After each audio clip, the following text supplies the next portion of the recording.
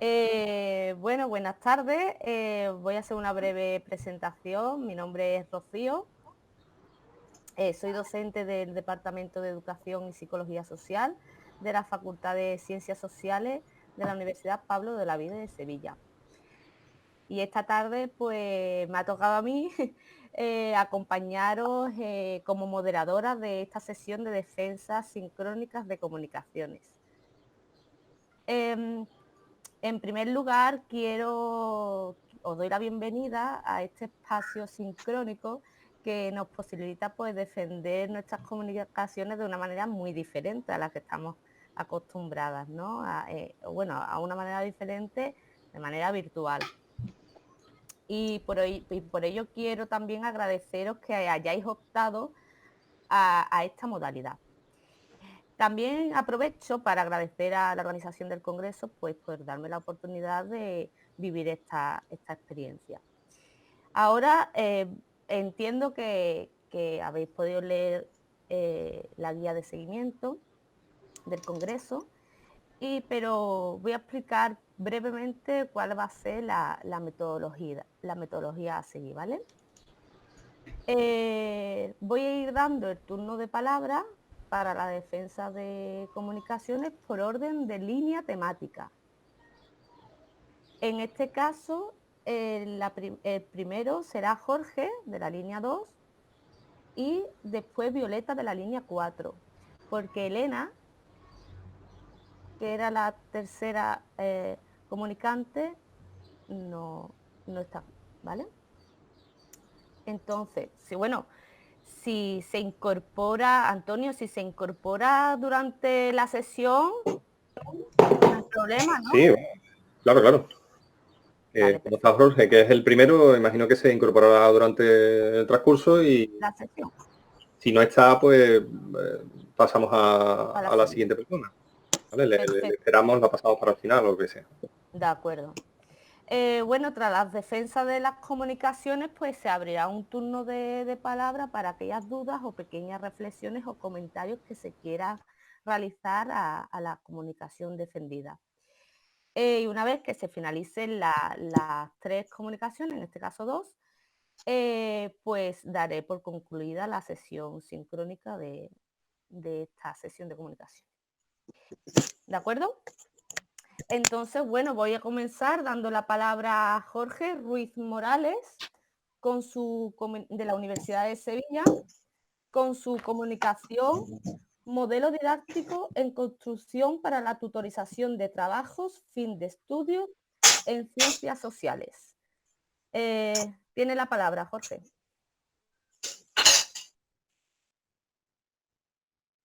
¿Abre el micrófono?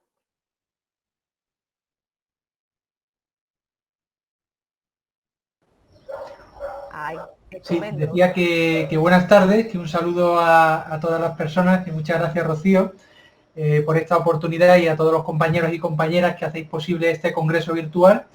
Y bueno, en este caso traigo una propuesta de investigación centrada en un proceso de tutorización de trabajo fin de estudio. Mi nombre es Jorge Ruiz Morales, soy profesor de la Facultad de Ciencias de la Educación del Departamento de Didáctica de las Ciencias Experimentales y Sociales. ¿Se me escucha bien?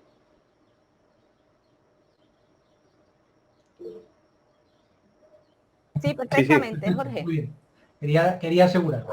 Sí, sí. Bien, el trabajo que quiero compartir con vosotras es un proceso de aprendizaje como docente que inicié en el año 2014, cuando me puse a trabajar en la Universidad de Sevilla. Había trabajado anteriormente en proyectos de investigación en la propia universidad, pero era en este momento cuando ponía un poco en funcionamiento, digamos, todas mis competencias y habilidades que en el ámbito universitario, pues, como docente eran reducidas. Había participado apenas en algunos cursos o en algunos seminarios, ¿no? Y comparto esta situación porque creo que es la que vivimos muchas personas cuando empezamos a dar clase en la universidad. Y esta es una cuestión que introduciré más adelante, ¿no? El tema de la comunicación es ver qué aprendemos a partir de la tutorización de los trabajos fin de estudio y de qué manera construimos un modelo didáctico que inicialmente es un modelo didáctico personal, pero que además considero que después es un modelo didáctico en construcción, porque realmente uno va aprendiendo e incorporando nuevas estrategias y enfoques dentro de su propia labor docente. El trabajo se centra en la tutorización de estudiantes de los grados de educación infantil, primaria y máster de secundaria en la especialidad de geografía e historia. Estas primeras preguntas que hago para mí son importantes en el contexto de este modelo y además también de esta comunicación, porque cuando participé en los cursos de formación del profesorado, profesores nobles en la Universidad de Sevilla, en la red REFIT, en la red de formación de profesorado, que es una de las más potentes que hay ahora mismo en la Universidad Española por número de personas y por impacto, nos planteábamos esta pregunta, ¿no? ¿Quién forma al profesorado universitario en sus competencias y habilidades como docente? ¿Dónde aprendemos a ser docentes? ¿Y cuál es la importancia que tiene la docencia frente a la investigación en el espacio europeo de educación superior, en el contexto español? Estas cuestiones me parecen relevantes porque nos ayudan a desentrañar probablemente el asunto de cómo construimos nuestro modelo docente.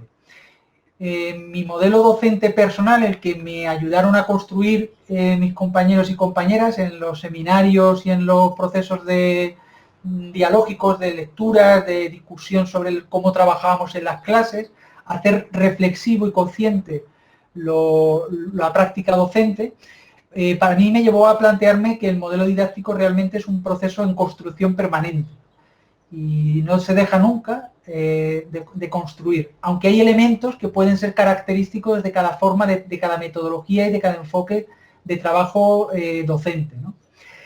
Además tuve la suerte de compartir con otro profesor de filología hispánica, Juan Pablo Mora, una persona además muy innovadora en el ámbito de la educación y de la docencia universitaria. Desde el curso 2017-2018 comparto con él en el grupo de educación primaria, pues lo compartimos de forma sinérgica con el grupo de estudiantes de filología hispánica.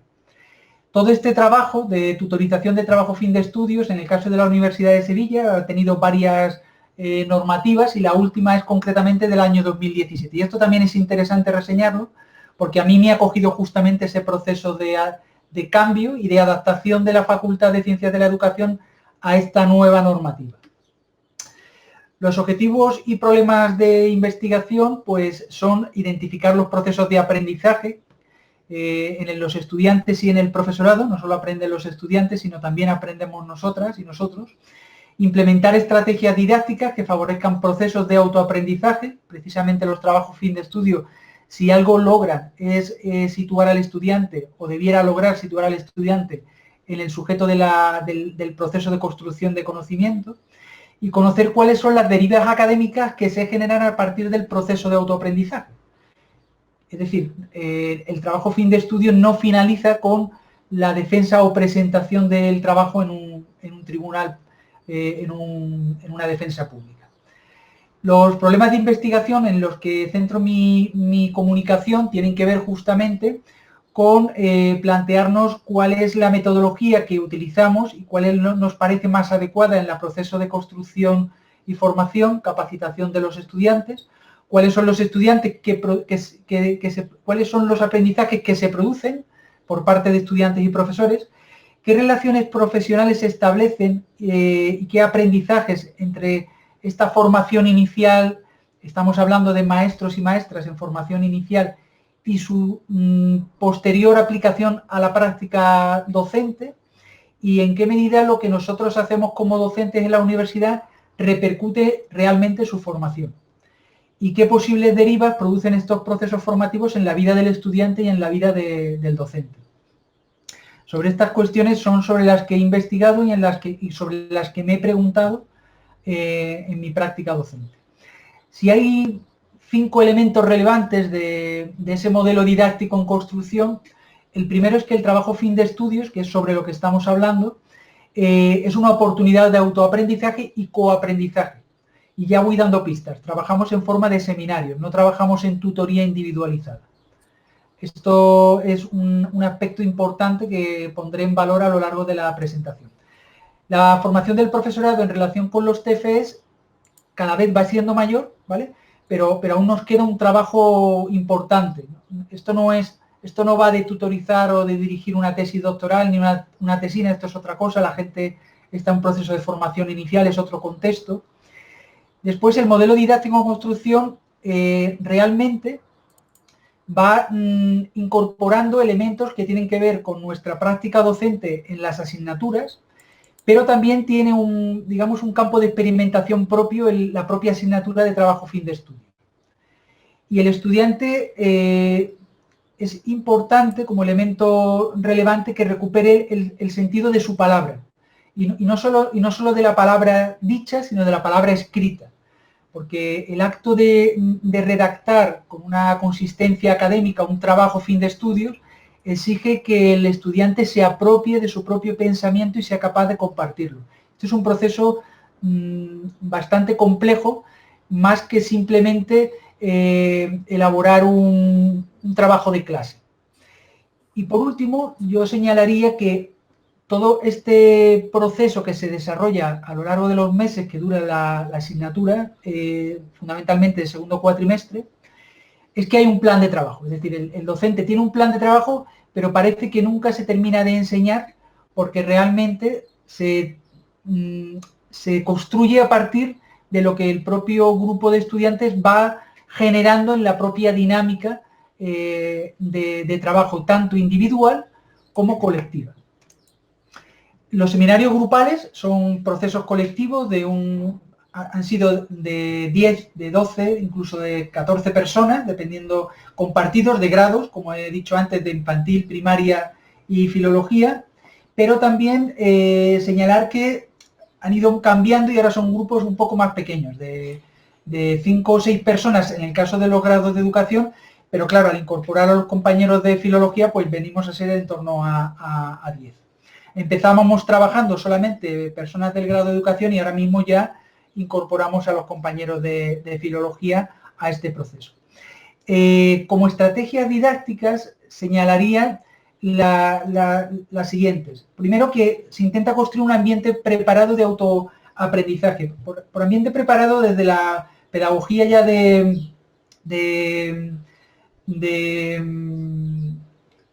Montessori, cuando hablaba del espacio preparado, del ambiente preparado para el niño o la niña en educación infantil, ya hablamos de un ambiente preparado a nivel emocional, no tanto a nivel físico, ¿vale? Que por tanto también es importante y por ello utilizamos seminarios, lugares de trabajo en grupo, que están preparados para trabajar en grupo, no utilizamos aulas ordinarias, pero además también a nivel emocional por la cuestión de cómo trabajar la escucha, el respeto, la confianza, el lograr rápidamente que haya una interdependencia dentro del trabajo grupal.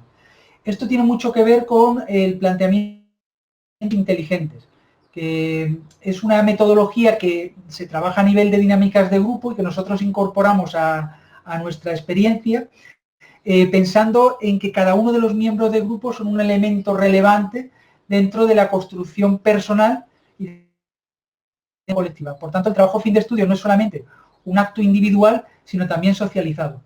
Y por último, vengo utilizando desde hace años y son ampliamente conocidas, el trabajo por proyecto y el aprendizaje en base a problemas. Para situarnos, cuando empezamos el primer seminario, nuestro problema es cómo construir nuestro propio proceso y hacer nuestro propio itinerario en el trabajo fin de estudio. ¿Qué conocemos del trabajo fin de estudios? Y en el caso del TFG o del TFM. Y ideamos cuál va a ser el proceso que vamos a seguir y diseñamos esas diferentes etapas de investigación que pasan por conocer la normativa del trabajo fin de estudios en el caso de la facultad o del máster y que termina con investigar otros trabajos que han sido interesantes, relevantes o relacionados con el ámbito de conocimiento o área o temática con la que yo ahora estoy trabajando, ¿no? Así le planteamos como recurso esta trama de conocimientos. Una trama de conocimientos es un conjunto de cuestiones que nos ayudan en ese proceso de investigación, que nos ayuda a su vez a construir nuestro propio trabajo fin de estudios. Y dentro de ese proceso de investigación-acción, desde una perspectiva metodológica, esta forma. Parece que se me ha colado ahí un audio, entonces no voy a poder poner la transparencia anterior, pero la voy a comentar. Os diré que el enfoque de metodología que os trataba de presentar, de investigación-acción, tiene 7 etapas. La primera tiene que ver con las experiencias que uno vive a nivel personal y profesional, que lo relacionan con este proceso de investigación, la reflexión que uno hace sobre su propio modelo didáctico en construcción y el diseño del preproyecto de investigación que hago cada año al comienzo de curso, ¿vale? De tal manera que esto me lleva a planificar un proceso de investigación. Estas primeras, digamos, 4 etapas son anteriores a la primera reunión, primer seminario con los estudiantes en el que nos presentamos y empezamos a trabajar. Y hay 3 etapas que se producen simultáneamente al proceso de trabajo con los estudiantes, que es el desarrollo del propio proceso de investigación centrado en la praxis formativa, el análisis de los resultados que voy haciendo en el propio desarrollo de las sesiones, y después la interpretación y conclusión y toma de decisiones sobre cómo actuar en nuevos escenarios, ¿vale? Que sería un poco el cierre del proceso de investigación. Los instrumentos que utilizamos fundamentalmente son los que aparecen aquí en la transparencia, el cuestionario inicial. Se les pregunta qué saben, qué conocen, qué les han contado, qué han leído sobre el trabajo fin de estudios, que se le hace un cuestionario intermedio cuando aproximadamente vamos en el Ecuador, que intenta conocer pues su nivel de satisfacción, su nivel de aprendizaje, cómo se están sintiendo en el grupo, de qué manera se pueden introducir mejoras en el proceso de tutorización. Y otro instrumento importante es la observación participante. Se graba en audio el audio de los seminarios, se les pide autorización a los estudiantes y, de hecho, comentaré más adelante que estos audios a veces son utilizados en un programa de radio que se llama TFES en las ondas, que es de Radius, de la Universidad de Sevilla. Por otro lado, tenemos el diario de campo, que junto con la observación participante lo elabora el docente, y además está en un documento final de autorreflexión que de forma anónima hacen los estudiantes, igual que el cuestionario inicial, y también las diferentes entregas. Tengo que señalar que en las entregas yo pongo mucho énfasis siempre esto cuando lo planteo, porque para un estudiante escribir apropiándose de su palabra es enormemente complicado, ¿no? Entonces le lleva a veces a estar más pendiente de la revisión del docente que de su propia elaboración. Y yo en las primeras entregas casi no hago ninguna revisión, por no decir ninguna, de tipo ortográfico, ni siquiera de expresión. Me dedico más que nada a ver que hay un rumbo, que hay una orientación, que se está siguiendo un discurso propio que tiene que ver además con un problema de investigación y con una elaboración teórica en el marco teórico, y no es hasta la tercera o cuarta entrega cuando empiezo a hacer una revisión más a fondo, que a veces, lógicamente, les ha cogido por sorpresa, aunque lo he avisado, ¿no? Bien, de estos instrumentos elaboramos un informe, y ese informe nos sirve año a año para ir, digamos, haciendo un balance de lo que vamos obteniendo, ¿no? Cada año el desarrollo de los seminarios a nivel grupal es distinto, aunque las estrategias son muy similares y la estructura también va cambiando según los propios grupos. En general hay un proceso de cambio madurativo de los estudiantes que tiene que ver con su propio autoconcepto como estudiante. Pasan, muy curioso esto, porque pasan de ser alumnos a ser estudiantes. Y esto tiene que ver con el hecho de terminar un trabajo en el que ellos se sienten realmente protagonistas en su proceso de construcción. En cada grupo se identifican procesos de aprendizaje diferenciados y se logra identificar qué ha aprendido y qué cambios han producido en cada una de las personas. Hay estudiantes que además esto lo han aprovechado incluso para construir su futuro profesional. Maestras de educación infantil que después han montado su escuela de educación infantil, profesoras, maestras de educación primaria que han utilizado su trabajo para la defensa de su propuesta didáctica en sus oposiciones, o incluso que han presentado comunicaciones junto con el tutor en diferentes congresos y revistas, ¿vale? Esto es muy importante porque desde el principio se le plantea que el trabajo fin de estudios no es para guardarlo en un cajón, ¿vale? Y el autoconcepto del docente se ha ido viendo también una mejora año a año. Yo cada vez me he sentido con más autonomía, me he sentido más autosuficiente, me he sentido con más necesidad, con menos necesidad de controlar los procesos y confiando más en el saber hacer de los estudiantes. Y esto forma parte también de un planteamiento inconformista con la práctica docente, ¿vale?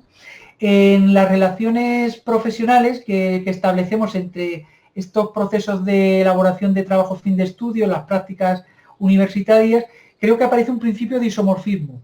En los trabajos fin de estudios y en las memorias de práctica observamos cómo los estudiantes, aquello que aprenden de forma vivencial en las aulas, lo transfieren a su práctica docente, aunque el contexto sea completamente distinto, puesto que estamos hablando de educación infantil y primaria o secundaria y educación superior. Pero esto es importante reseñarlo.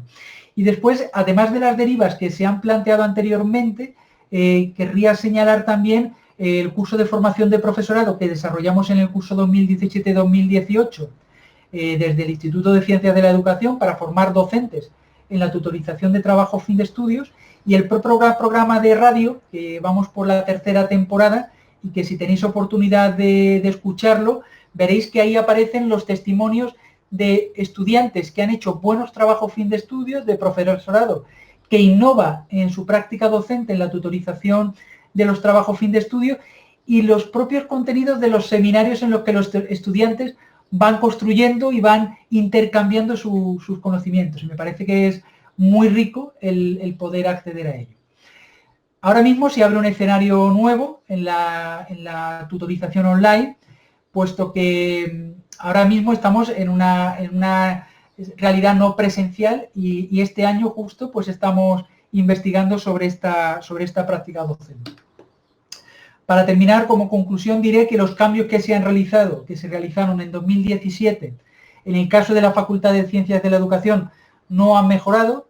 Bajo mi punto de vista, eliminar los tribunales y convertir al tutor en parte y juez en el proceso de evaluación le ha restado tensión a la presentación de los trabajos, así ni todo. En mi caso sigo haciendo una defensa pública delante de los compañeros, en el que además al estudiante se le hacen las precisiones necesarias para que él además entienda que es el proceso de la presentación un proceso de aprendizaje también, ¿no? En la comunicación además detallo cada uno de los seminarios y el intríngulis de cada una de las sesiones. No me detengo en ello porque no tengo tiempo. Los resultados más altos proceden siempre de los estudiantes que más se implican y que más se implican en la parte cooperativa, curiosamente, frente a lo que cabría pensar en la cuestión más individualista o competitiva, ¿vale? Por otro lado, el trabajo de investigación me ha ayudado a mejorar metodológicamente el proceso de tutorización, como no podía ser de otra manera, cuando uno se piensa a sí mismo, esto nos ayuda. Y la investigación sobre la praxis me ha permitido también ir no solamente construyendo ese modelo didáctico, sino a la vez intercambiándolo y compartiéndolo con otras personas. Hoy creo que podemos ser mejores docentes si consideramos que la investigación debe trascender aquello que hacemos en el ámbito, digamos, más de laboratorio y centrarlo más en nuestro aspecto más docente, ¿no? Aprender de nuestra propia práctica que decía Cary Kelmy y que también señalaba Eliot, ¿no? Bueno, pues muchas gracias por vuestra atención y quedo a disposición de cualquier cuestión o comentario. Muchas gracias. Muchas gracias, Jorge. ¿Alguna persona interesada en realizar alguna cuestión, comentario, reflexión?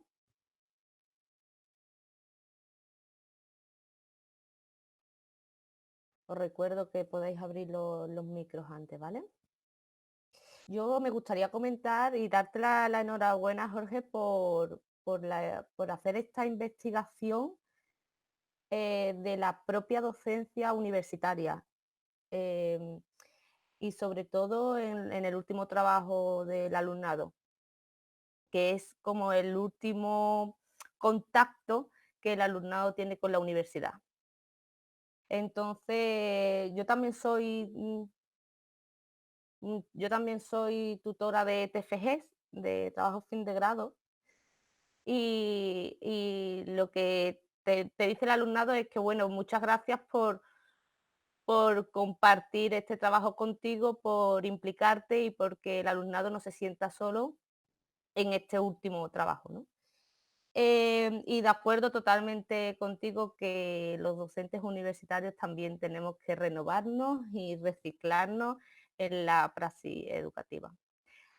Así que nada, me ha llamado mucho la atención el curso de formación. Si no, si no me he enterado bien, es un curso de formación para el profesorado universitario, ¿no? Corrígeme si me equivoco. Sí, justamente hicimos este curso en el año 2017-2018, se apuntaron profesores de diferentes grados y facultades y también estudiantes que estaban con beca de FPU en aquel momento y les interesaba ver de qué forma, y justamente Juan Pablo Mora se apuntó como participante al curso y de ahí surgió también el trabajo que hacemos posteriormente, ¿no? Y después hay otra red de formación de profesorado, la REFIT, que esto ya forma parte del vicerrectorado de profesorado, de lo que es la estrategia de formación docente de profesorado universitario, que en este momento, pues si no me falla la memoria, va por su 5ª edición. ¿Vale? Es una de las redes de formación y de investigación y de innovación más importantes que hay en España. Muy bien, muy bien. Muchísimas gracias. Pues seguiremos comentándolo en los foros del Congreso. Vamos a seguir, voy a dar paso a Elena María Castilla, de la línea 1, de la Universidad de Huelva. Va a presentar su comunicación titulada La acreditación de las competencias profesionales por experiencia laboral o de vías no formales. Referente pedagógico. Os recuerdo que tenéis para la defensa unos 10 minutitos, ¿de acuerdo? Cuando puedas, Elena. Estamos viendo que estás insertando.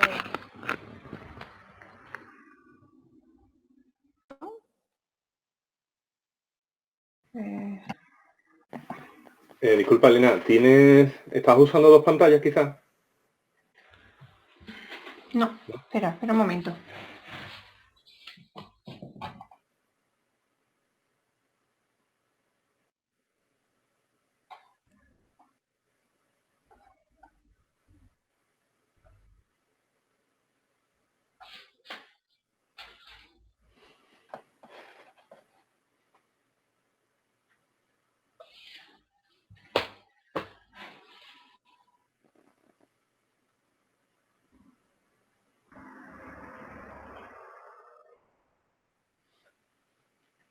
Te recomiendo que cuando compartas, que utilices el compartir la pantalla, ¿vale? Así seguramente vas a tener menos problemas. Comparte pantalla en lugar de ventana y ya lo que muestres en pantalla se va a ver todo, eso sí te lo aviso. Pero ya cargas la presentación, si quieres puedes hacerlo antes, cargas la presentación, la tienes ya dispuesta y entonces ya compartes, pero compartes pantalla.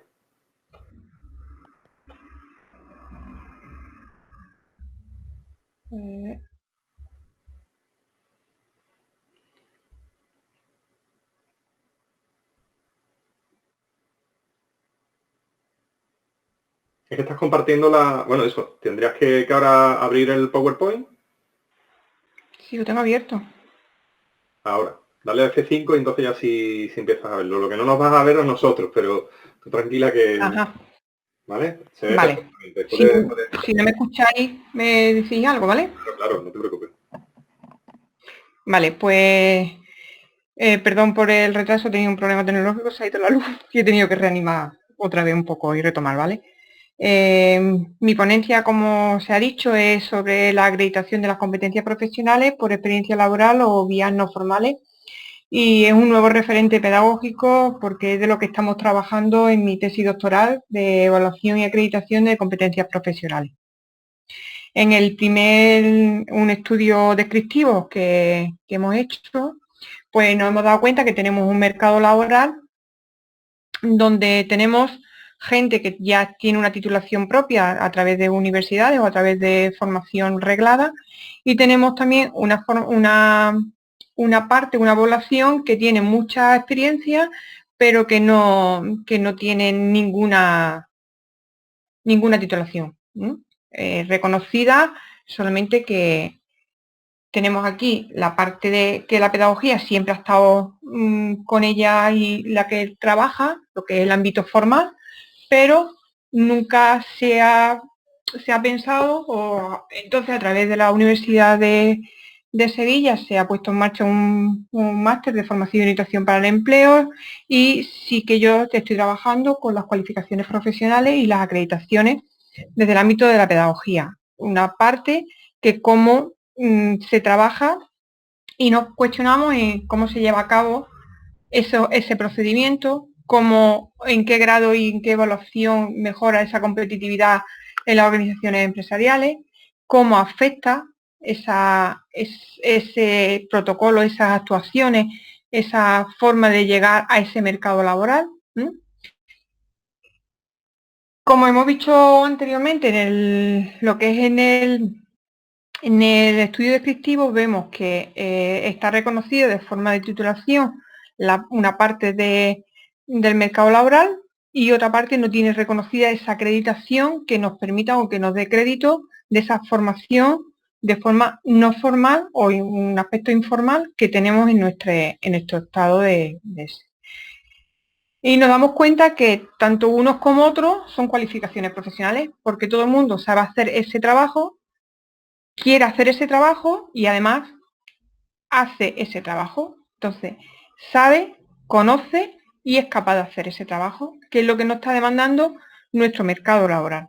Entonces, pues hace unos años se empezó ya en el 2003, a nivel de Europa, ya no exige ya no están diciendo que tenemos que tener unos compromisos sobre ese aprendizaje no formal, que son lo que es la experiencia laboral o vías no formales, y que hay que acreditar, que hay que ver ya ese procedimiento, esas acreditaciones sobre esa formación, sobre esas competencias y esas cualificaciones profesionales.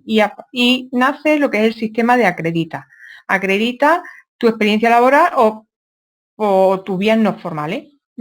Y ya se crea un decreto a nivel nacional y nos lleva a esa acreditación de forma paralela o igual a la formación reglada, donde podemos estar con esta titulación y poder llegar a lo que es la formación reglada. Entonces, yo en lo que es mi ponencia se ha trabajado principalmente lo que nos dice la Ley 5 de 2002 de la formación profesional, que nos dice que también podemos hacer una formación a través de la diversidad de modalidades formativas y en coordinación de unas políticas activas de empleo y una circulación libre de trabajadores. Estos trabajadores españoles no pueden tener esa libre circulación si no tienen una acreditación, y por eso nace lo que es el sistema de acredita. Y entonces lo que se está estudiando es, de la forma pedagógica, y yo con mi tesis doctoral lo que estoy trabajando y estoy investigando es sobre ese procedimiento, esos protocolos y esas directrices que se está siguiendo en España para aplicar lo que es la Ley 5/2000 y el decreto de acreditación y de experiencia profesional.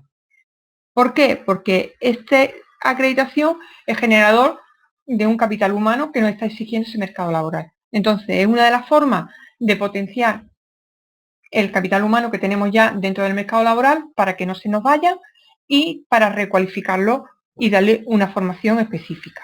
Entonces, claro, desde la pedagogía, pues atendiendo a esta ley, ¿qué pensamos? Pues hemos hecho un estudio sobre, desde que inició lo que es las cualificaciones profesionales en el 2003 con un proyecto experimental que es el proyecto ERA, hasta lo que es hasta el 2018, porque las convocatorias van con bastante retraso. Como es algo novedoso, tenemos solamente hasta el 2018 y tenemos muy poquitas plazas, muy poquita gente de ese mercado laboral que hemos acreditado. Entonces, estas plazas se convocan, la gente concursa, tienen un procedimiento para ver si es verdad que cumplen con una serie de requisitos, se le pasan unas pruebas y llegamos a tener por las familias profesionales y, como podemos ver, en el ámbito social, lo que es en el ámbito social, al servicio a la comunidad, es donde más se forma. ¿Por qué? Porque se empezó por esa familia profesional como una experiencia piloto, como un proyecto donde nos demandaban, teníamos muchas personas que estaban cualificadas, que pensábamos que estaban cualificadas en el mercado laboral, pero no tenían titulación, entonces no podían acreditar esa formación. Entonces se empezó por lo que son las familias profesionales que estaban más demandadas en el mercado laboral de ese sistema de acreditación. Y en total, esas personas pasan un sistema de acreditación por 3 fases, que cada fase tiene su protocolo y sus actuaciones, que es lo que estoy ahora investigando para a nivel nacional, si se están produciendo todo de la misma forma, aunque estamos viendo que el procedimiento es el mismo, pero se lleva a cabo de distintas formas que después las acreditaciones son las mismas, pero tenemos más facilidades en unas comunidades autónomas que en otras, y empezamos a ver un poco esa discrepancia para que no exista esa desigualdad dentro de, que esa es la siguiente parte que estamos investigando ahora en mi tesis doctoral. ¿Qué pasa? Pues que la pedagogía, igual que se está investigando pues, en lo que es el sistema educativo formal, también tiene que estar en estos procedimientos de formación y de acreditaciones que no son formales. ¿Por qué? Porque necesitamos ese reconocimiento de las competencias laborales de los trabajadores, que la verdad es que cada vez cobra más importancia en la sociedad moderna. Entonces, como síntesis final de esta ponencia, sí que es verdad que la certificación de las personas es un hecho que es innegable, porque ya tenemos una ley donde nos dice que existe esa forma de acreditar por la formación no formal de educación, y que en cualquier momento nos permite poseer un título o una certificación que nos acredite la competencia en el área determinada donde estamos trabajando. Y por lo tanto, esa es la base principal que yo he fundamentado en mi título de la ponencia, porque sí que es verdad que es un referente en el ámbito de la pedagogía, porque ese estudio de esas acreditaciones y de ese procedimiento, a fecha de hoy, no hay muchas investigaciones. Entonces, es una parte que me está tocando de innovación dentro de mi tesis doctoral y que me está costando porque a nivel nacional no existe ninguna parte fundamental desde el ámbito de investigaciones universitarias que le demos ese apoyo y esa pedagogía a ese procedimiento, igual que se le da a lo que es el ámbito formal.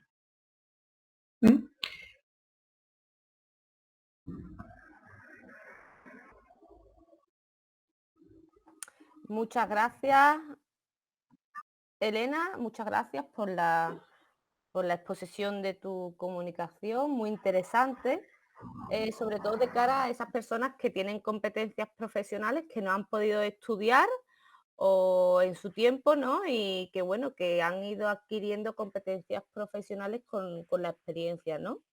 Y es una forma de poder, una oportunidad de poder formalizar su nivel profesional para un puesto de trabajo específico. Como bien dices en tu trabajo, es un nuevo campo para la pedagogía y por mi parte te animo a que sigas con esa tesis doctoral, que hemos pasado todas por ahí y te entiendo perfectamente, así que ánimo, que es muy interesante y muy pertinente en estos momentos. Así que nada, muchísimas gracias y felicidades por tu trabajo. Gracias. Pasamos con la última comunicación de esta sesión sincrónica de comunicaciones, a cargo de Violeta Sáez Garcés de los Fallos, del Centro de Adultos del Mar Menor, con la comunicación titulada Español para una cuarentena, dinamización comunicativa y alfabetización lingüística con trabajadores del campo de Cartagena durante el estado de alarma. Violeta, cuando quieras, todo tuyo. Abre el micro. Activa el micro.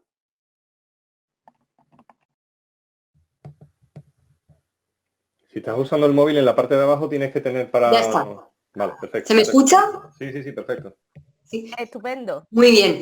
Bueno, pues yo soy docente en el Centro de Adultos, de Educación de Adultos Mar Menor de Torre Pacheco, Murcia, y durante todo el estado de alarma he estado enseñando español online, de forma virtual, con todas las... Bueno, todas las inclemencias, todas las fases que creo que hemos experimentado la mayoría de los docentes durante estas últimas circunstancias.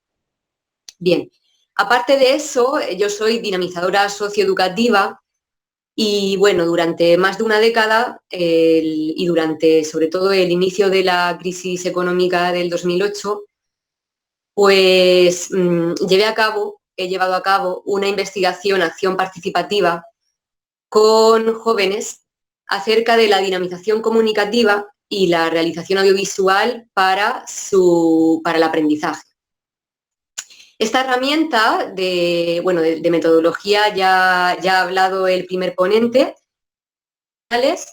Digamos que estas herramientas que han constituido la base de mi investigación acción participante en dinamización comunicativa y empoderamiento juvenil a través de la realización audiovisual, pues tienen su base en la pedagogía freireana, la pedagogía del oprimido, en el concepto de dialogicidad en la educación, que antes también se ha mencionado, y en las dinámicas de expresión, de dinamización comunicativa y de dramaturgia del también brasileño Augusto Boal. Bien, este programa, esta investigación acción participativa, antecedente se empezó a realizar en el ámbito de la educación no formal, como, bueno, también ha hablado Elena Castilla de la educación no formal y de los problemas a la hora de acreditar, pues, este tipo de experiencias o de su traspaso y aplicación en el ámbito de la educación formal. Tenemos que decir que bueno, esta IAP se comenzó a aplicar en Murcia, en la región de Murcia, a partir del 2011 y, bueno, se ha llevado a cabo con jóvenes, con alumnado de centros educativos de la región, tanto públicos como privados, dentro de las asignaturas de lengua española y su literatura o también del español para extranjeros, como es el último caso. A nivel internacional, estas herramientas educativas, la base de mi investigación acción participante, que constituye la base de mi investigación doctoral, pues se ha replicado en el ámbito formal. Bien por mi mano en los centros educativos donde he impartido docencia y también en países de América Latina. Aquí hemos trabajado en Murcia con residentes de América Latina y luego, en conjunto con diversos centros culturales y con otras entidades del sector social, del tercer sector, pues se ha llevado a cabo en Carabobo, en Venezuela, en Santa Cruz, en Bolivia, y ahora, en estos momentos, se está llevando a cabo en Cayambe, en Ecuador.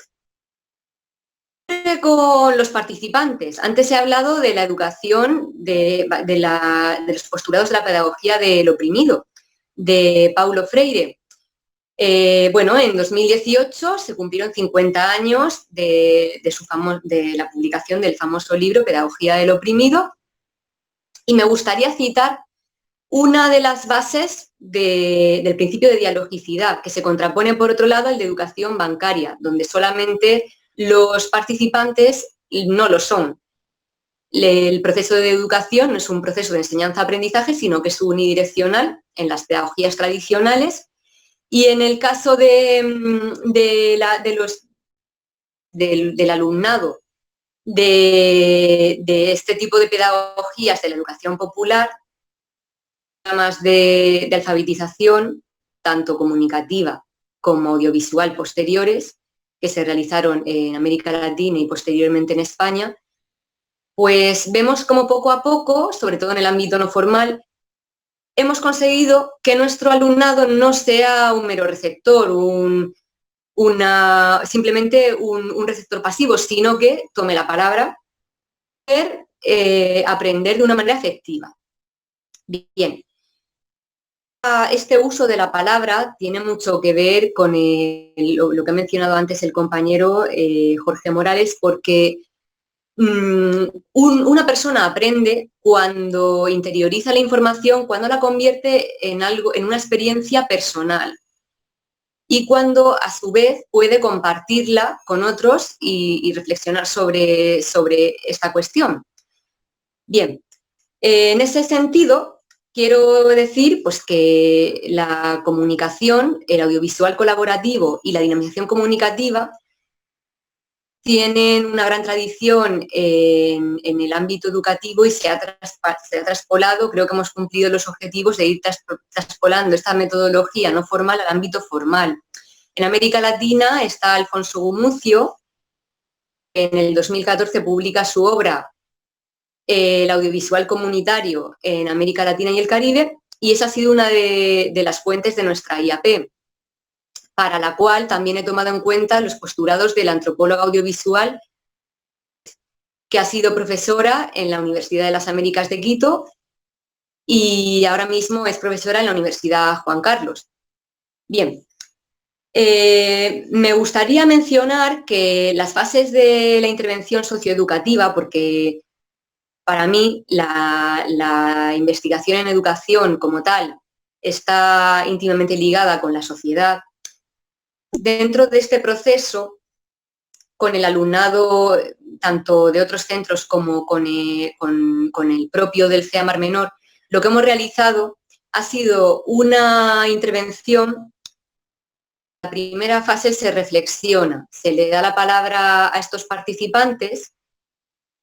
Tienen barreras, pues una brecha socioeconómica importante, que esto ha sido uno de los grandes problemas a los que nos hemos enfrentado durante el confinamiento.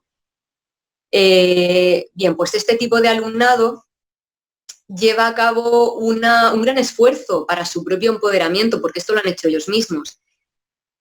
En este caso, en cuanto al alumnado participante en esta última aplicación, se trata de trabajadores del campo en Torre Pacheco, en un área situada en el campo de Cartagena, y cuya actividad económica mayor pues, es la agrícola. Al inicio, cuando las clases eran presenciales, durante este curso, pues era un alumnado que asistía al aprendizaje del español, que acababa de salir de trabajar, porque trabajaba en el campo, además largas jornadas, bueno, con problemas económicos muy, muy grandes. También, como se ha visto últimamente, bueno, en los últimos días ha habido detenciones a empresas del sector en Torre Pacheco, porque incumplían las normas y porque tenían a estos trabajadores pues, semi-esclavizados. Bien. En el caso de las clases presenciales ya venían cansados, ya venían de trabajar, venían con la barrera idiomática. Tenemos que insistir en la necesidad de tener un profesorado que pueda hacer frente pues, a las necesidades de este tipo de alumnos y que se adapte a cada uno. Son clases multinivel. Cuando una persona estudia filología hispánica, como es mi caso, que además fue hace a lo mejor casi 20 años, pues no te enseñan a dar clase ni a adolescentes con problemas, ni a personas pues, que tienen una serie de dificultades que pueden ser cognitivas o que pueden ser sociales, de problemas de integración o que pueden ir derivadas pues, de su propia situación. Y ni mucho menos te preparan para tener que cambiar tu sistema educativo por cuestiones ajenas a a lo que es pues, el propio currículum, ¿no? Como ha sucedido en los últimos meses. Bien, dicho esto, creo que lo hemos solventado de una forma bastante buena. Es cierto que pese a la brecha socioeconómica, pues se les ha proporcionado a los estudiantes tarjetas SIM para que puedan realizar, para que tengan conectividad también, se les han llevado las tareas incluso impresas a casa. Y aquí la clave ha sido el seguimiento personalizado.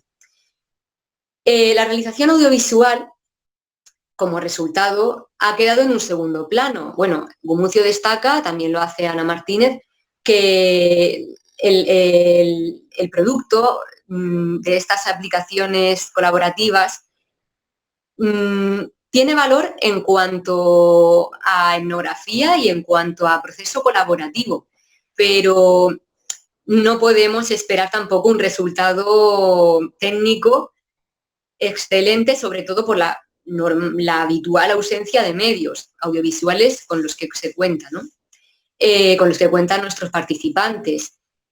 En este sentido, bastante han hecho, porque han seguido todas las sesiones, incluso se han entrevistado unos a otros, la entrevista, el diálogo como clave para el aprendizaje, pues es algo que siempre solemos utilizar. Y bueno, que la última aplicación con estos estudiantes de español para extranjeros, los cuales, como digo, carecían de medios más allá de su teléfono móvil, con el cual hemos trabajado y nos hemos reunido en grupo, o bien les he llamado, hemos usado también herramientas como Padlet, en fin.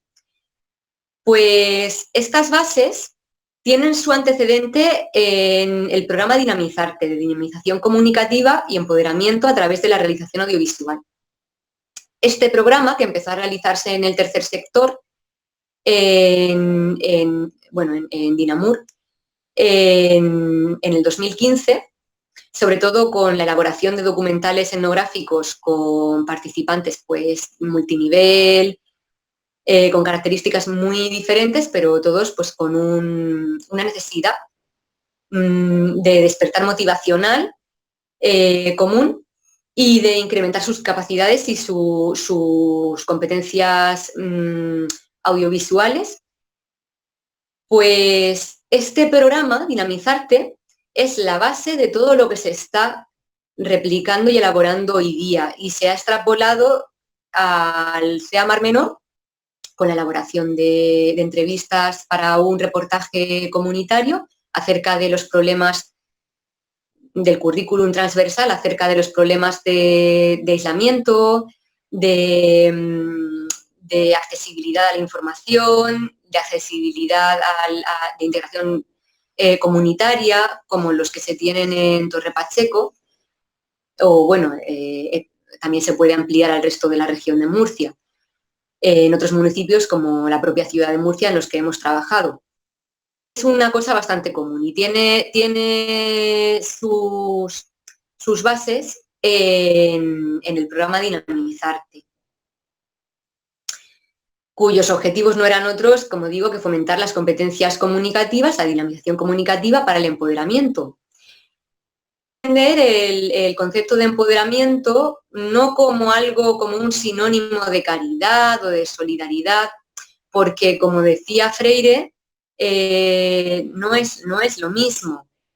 En el concepto de caridad hay implícito un receptor pasivo, que no toma las riendas de su aprendizaje ni de su superación personal.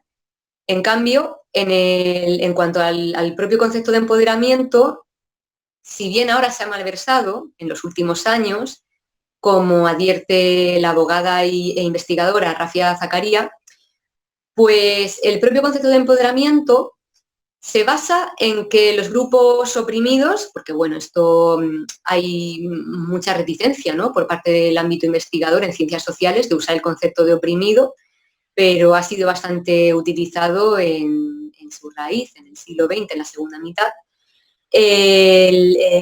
Estos grupos sociales que se encuentran en una situación de desigualdad ya de partida y quieren cambiarla son los que toman las riendas y para ello la comunicación es clave.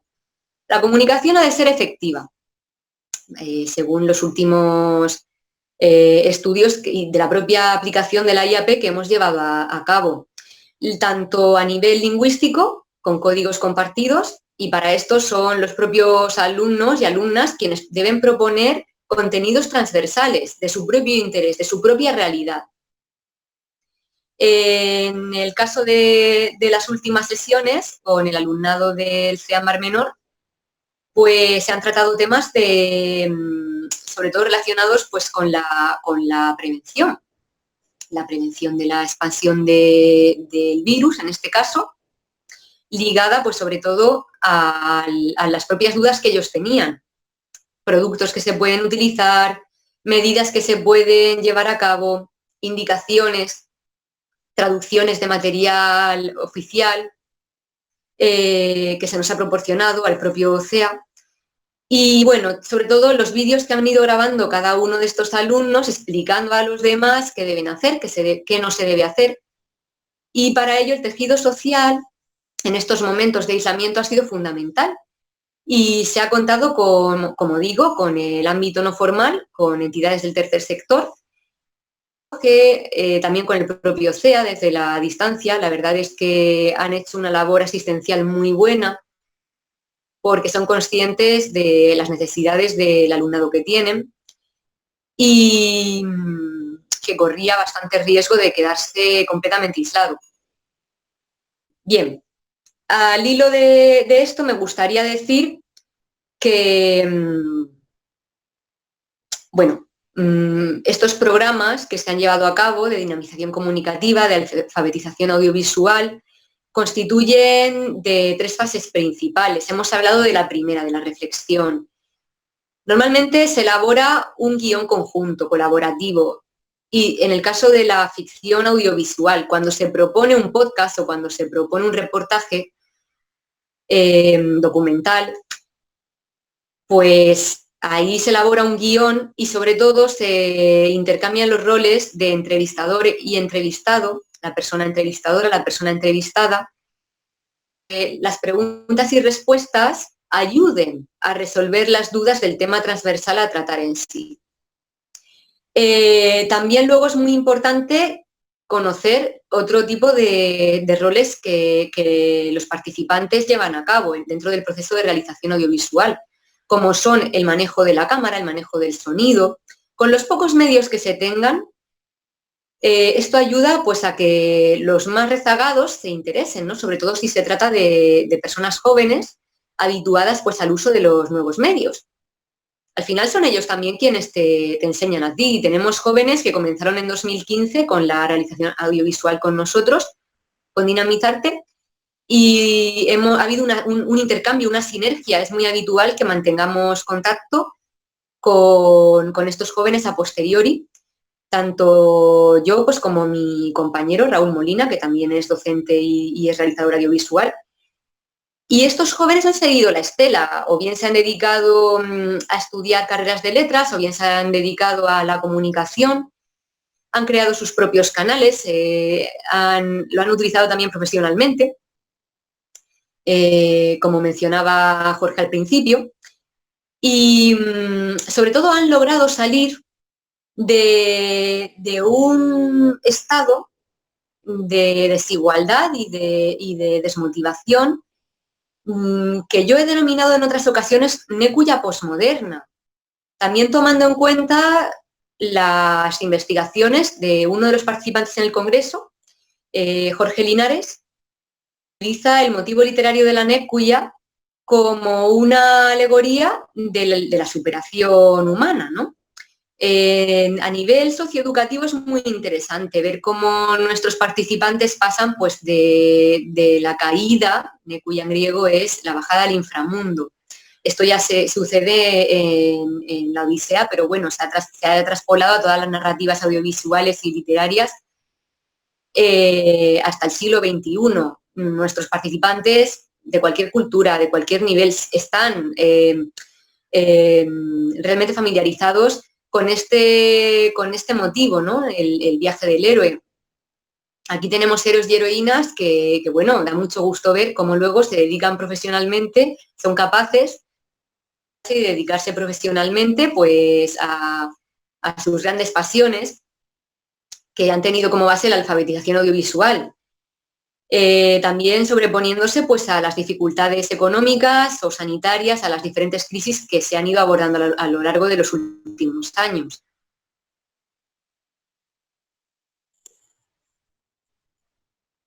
Se acaba de ir la conexión de Violeta. ¿Violeta? Sí. Violeta, ¿se ha ido la imagen? Para concluir. Voy. Creo que ya vamos, estamos cerca de la conclusión, o sea que en cualquier... Muy bien.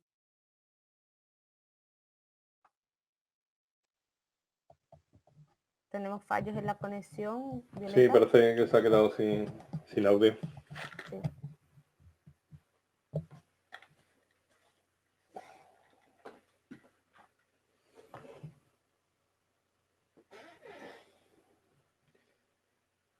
Violeta, ¿nos escucha?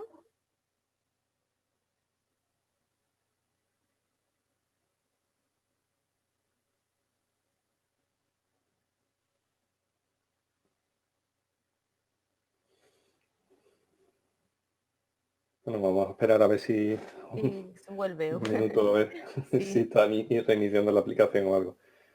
Porque Vale, estaba vale, conectando con el móvil y eso, o sea que... De acuerdo.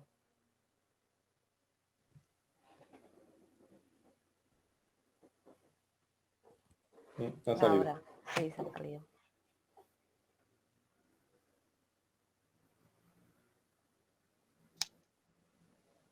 Ya no quedan más comunicaciones, ¿verdad? No, esta era la última, David. Vale.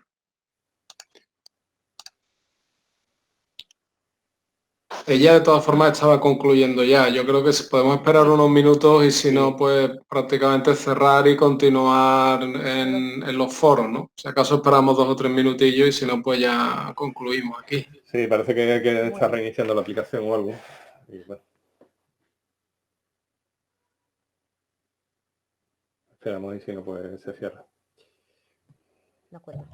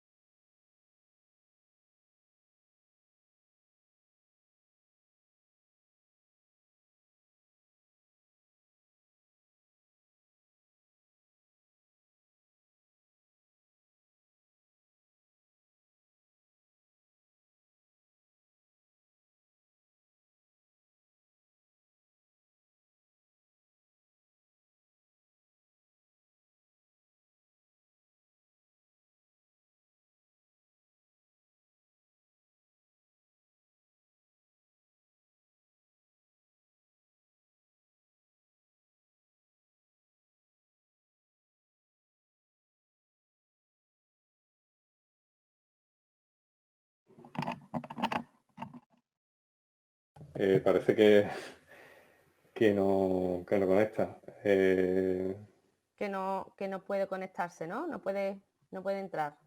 Bueno, yo creo que por mucho problema estaba usando el móvil, así que se habrá quedado sin batería o alguna cosa así, no sé ya. Claro. Qué fastidio.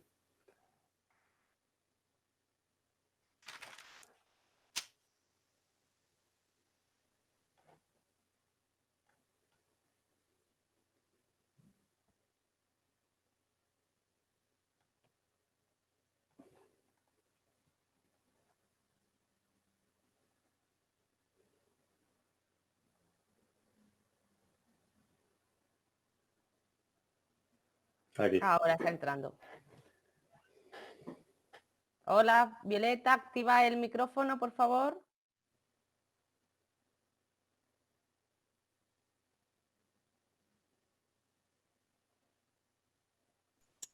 ¿Se me oye? Sí. Estupendamente. Vale. Bueno, disculpad por favor las molestias, pero bueno, ya sabéis que estoy trabajando con el teléfono móvil, pues porque, bueno, he tenido problemas con el ordenador. En ese sentido, repito que no es nada nuevo, o sea, es la situación que hemos ido llevando desde que se inició el estado de alarma. Porque claro, no es lo mismo, no hay nada que pueda sustituir la educación presencial. En los casos en los que se cuentan con medios escasos, pero digamos que los docentes podemos aportarlos, no hay problema, se trabaja en conjunto muy bien. Pero cuando no puedes salir de un sitio y solamente dispones de los medios con los que te has quedado, digamos, aislado, es un poco más difícil. Bueno, dicho esto, creo que espero que os haya servido la intervención para valorar un poco lo que es el aprendizaje colaborativo y cualquier pregunta, no sé cómo vamos de tiempo. Buenas. De tiempo, vamos, en el espacio de la presentación tenías 10 minutos para exponerla. Unos 15 minutos. Bueno, muy bien. Así que si quieres, concluyes, ¿vale? Y bueno, seguimos debatiendo en los foros del Congreso. Perfecto, muchas gracias. Muchas gracias. Bueno, pues creo que hasta aquí más o menos lo he explicado todo. Si hay alguna cuestión, pues ya se hablará más adelante. Gracias. De acuerdo, Violeta. Muchísimas gracias por tu aportación y gracias sobre todo por seguir compartiendo palabras de Freire con su pedagogía dialógica y tan necesaria en los tiempos que corren. Me gustaría resaltar esa parte reflexiva en la que has estado hablando con dos de las cuestiones que planteas en tu propuesta, que es cómo llegar a los que carecen de internet y cómo mantener esa comunicación efectiva durante el confinamiento, ¿no? Así que, bueno, eso nos dará más debate para seguir en los foros y seguir debatiendo y comentando en los foros de este evento. Y bueno, muchísimas gracias por vuestras aportaciones en este tipo de modalidad sincrónica. Y bueno, gracias a los tres que habéis hecho posible pues esta experiencia virtual. Así que nada más, cierro la sesión de esta defensa de comunicaciones y de nuevo gracias a la organización y bueno, seguimos viéndonos, hablando por los foros y nada, y a seguir disfrutando de este congreso. Por mi parte nada más y nada, ha sido un placer. Gracias a ti, Rocío, y gracias también a todos los que habéis participado en la defensa. Un saludo y bueno, buenas tardes. Vamos por concluida la sesión. Lo mismo, muchas gracias a todos. Gracias. Buenas tardes. Adiós.